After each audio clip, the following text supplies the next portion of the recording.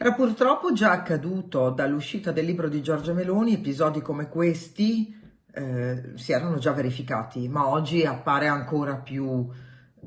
grave. Giorgia Meloni oggi è prima donna presidente del Consiglio dei Ministri, prima donna presidente di un partito politico in Italia e non si può più accettare che chi rappresenta tutti gli italiani sia oggetto di tale atteggiamento discriminatorio e anche violento per ciò che quel gesto, quell'immagine possono significare. Le immagini sono la copertina del libro di Giorgia Meloni con lei a testa in giù, tutte le altre copertine ben allineate,